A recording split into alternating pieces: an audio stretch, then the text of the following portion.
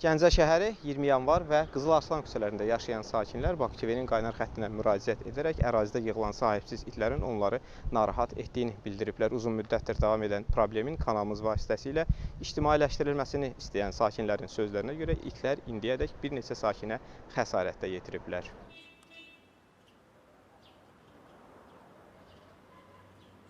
Çölə çıxmağa mümkün deyil. İstidə çıxır, oralarda otururuq, 15-16 itdir. Oradan baskı eləyir, gəlir, heç bir yerə çıxa bilmirik. Çörək almağa gedə bilmirik. Mağazaya gedə bilmirəm, uşaqlar göndərim, uşaqlarım it tutur. Özüm gedib, bax, bayaq getdim, it məni tutdu. Yolda maşınlar dayandı, məni itin əlindən aldı. Körpələrimiz məktəbə gedə bilmirlər. Gecə itlərin səsindən yata bilmirik. Nəvəm gecə işdən gələndə üstünə hücum eləyib.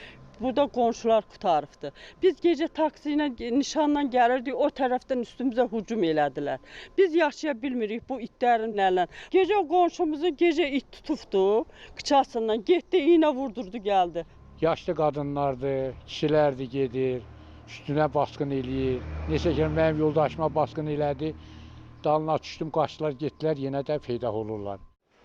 Qeyd edək ki, təbibin məlumatına görə Gəncə şəhər Birləşmiş Xəstəxanasına təkcə 2024-cü il ərzində it dişləməsi səbəbilə 1673 müraciət daxil olub ki, bu da problemin miqyasının nə qədər böyük olduğunu göstərir. Gəncə şəhər İcra Hakimiyyətindən sorğumuza cavab olaraq bildirildi ki, sahibsiz küçə itləri ilə bağlı aidiyyatı qurumlar tərəfindən müvafiq tədbirlər görülür. Gələcəkdə məsələnin tam həll olunması istiqamətində işlər aparılır.